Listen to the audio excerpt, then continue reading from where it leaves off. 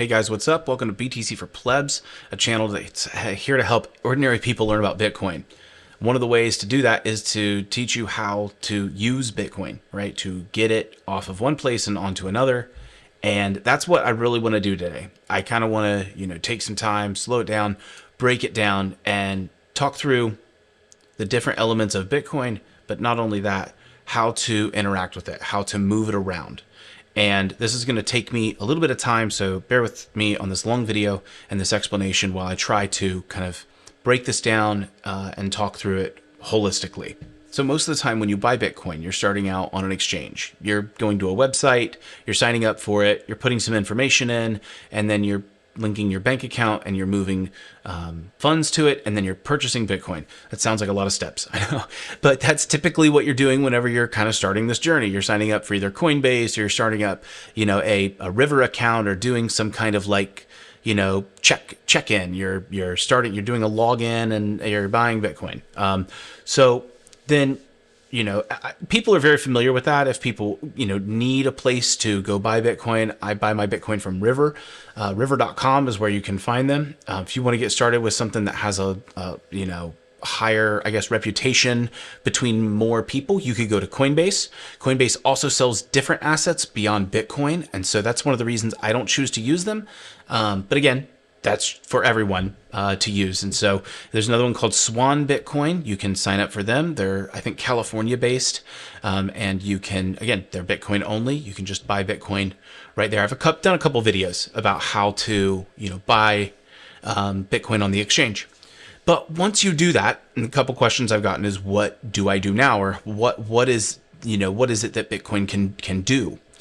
And so really, the next best step is to move the Bitcoin off of the exchange, to take it into self-custody.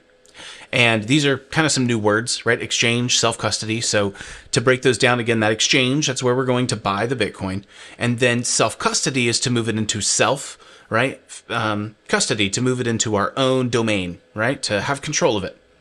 And this is something that's kind of similar, if you think about it, to gold. So you can, sign up for a Forex account or a trading account or a Schwab account, and you can move money from like a bank account or a 401k or whatever into that account, and you could buy gold on the stock market, right?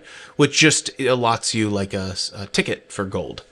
And so whenever you take this idea or this approach into Bitcoin, you're buying the Bitcoin on the exchange and you're moving it off of the exchange. You're taking possession of it. And I've talked about this in the past a little bit, about taking custody of your Bitcoin and moving it to a wallet where you control the keys to. And once you control the keys to the wallet and you've sent the Bitcoin to that wallet, you essentially own the ability to move it. And that's important. That's an important way to say it, I guess, is you control the ability to move the Bitcoin. And if I can summarize kind of all I've said up to this point, it's, if you don't have the ability to move your Bitcoin, it's not your Bitcoin. I try to say that again a different way. If you have to ask someone if you can move your Bitcoin, then it is not your Bitcoin, because your Bitcoin is under your control. It's for you to move, and it's for no one else to influence or to have access to. And so then we start to think about wallets, and the idea of a wallet comes up pretty quickly whenever you think about, the idea of Bitcoin, but really it comes up with this idea of moving it off of an exchange. It's like, how do I even do that? How do I come up with a wallet? And there's multiple ways to generate a wallet or to obtain a wallet. And before we get there, I need to talk about how we move it off of the exchange, how we move Bitcoin, right? And so whenever you purchase the Bitcoin on the exchange, you have the option to obviously buy and sell into dollars, but then you should have two more options, which is send and receive. And so with those four options, you have the fiat method, which is buy and sell, and then you would have kind of your Bitcoin method, which is send and receive. And so whenever you choose one of these methods, whether you're the receive option would allow you to receive funds into the exchange, into that account that you've signed up for. And the send would allow you to send funds from the exchange over to your custody, over to another wallet. And so we would really be doing this function. So on multiple exchanges and across, lots of different UIs or user faces, different apps, there's going to be a send button somewhere along the lines. Inside Cash App, it's one place. Inside Coinbase, it's another. Inside of River, it's a send button. And ultimately, we are going to send Bitcoin to ourselves. That's essentially what we're doing whenever we're sending this to our own wallet. So we would generate, an address, and then we would send it to ourselves to take custody of it. Ultimately, it's not sending it to yourself, because if you think of that account is managed or owned by a company. They control the Bitcoin. And so then whenever you make the request, they just go, bing, okay, we can make that Bitcoin transfer, and then they move it to you. At that point, once the transaction's confirmed, the Bitcoin is yours. Up until then, the Bitcoin did not exist as yours. I need you to get that for a sec. The Bitcoin did not exist as yours until that moment. So, how do we get there? How do we get there? And is there multiple ways to get there? I'll tell you right now, there's 2 ways to get there, to get it off the exchange. Some exchanges allow for both of these methods. Some exchanges don't have access to both of these methods. I'll say Coinbase, for example, only has one. River has 2. Uses both methods. And my shirt today kind of has been an example of method number 2 is Lightning. I've gotten the question about Bitcoin Lightning over and over again. And so to kind of summarize where we've been and what we've talked about so far, we've talked about moving funds on chain. We've not talked about Lightning. We're getting there. We're talking about moving funds, just flat out standard Bitcoin, right? If you've done any research, you see that you establish a transaction, and then that's sent to the network, and the network confirms the transaction, and then that allows the funds to be sent to the other wallet. Using that trustless system, using that Bitcoin code to move the funds around, right? So in that, we can do that on-chain transaction, that standard old since 2009 method of moving Bitcoin. Always, we can do that. That is no problem. There's a fee involved. That fee is changing pretty rapidly, kind of over the course of time, obviously, and with traffic as well. So if things are very popping off on Bitcoin, fees would go up a little bit. It costs you a little more to get it off the exchange. It costs you a little more to send that Bitcoin to yourself. I really hope this is making sense so far. And this is on chain. This is all we're talking about so far, and everything we've talked about up until this point. And so on-chain transactions, again, they kind of that confirmation method where we wait 10 minutes for a miner to confirm the block. Once the block's confirmed, then it's added to the chain of transactions, and then that says basically this key now controls that Bitcoin that was over here. So cool, we're there. That's on chain. This works. Like Bitcoin just works. It has since 2009. TikTok, next block. It has never stopped. And this is what's allowed the value to accrue over time, as people see value in the fact that it's not stopped and it's a working monetary system. So, what is Lightning? Where are we going with this?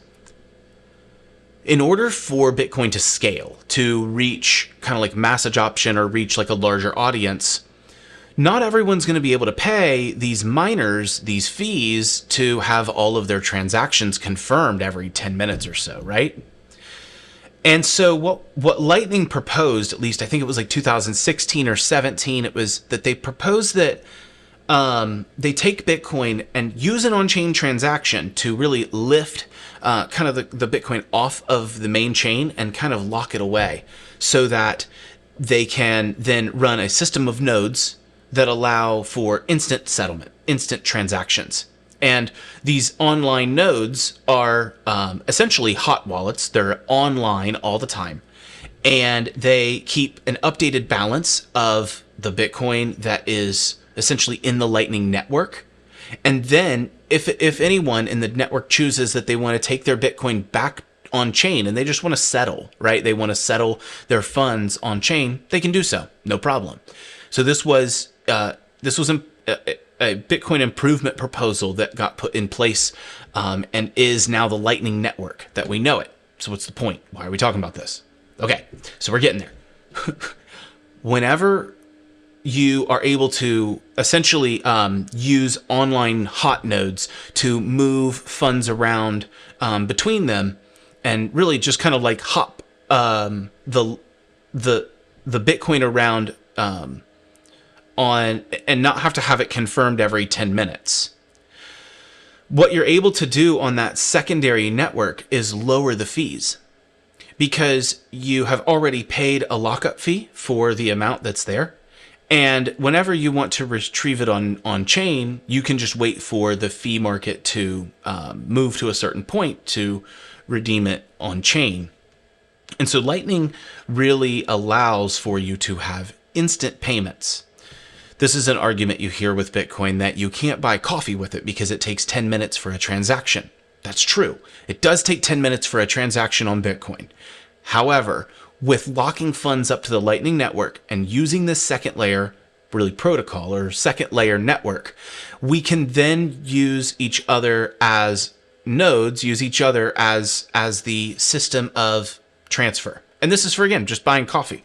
We're not talking about putting our life savings on the Lightning Network, okay? These are hot wallets. These are hot nodes. And what I mean by that is they are always online.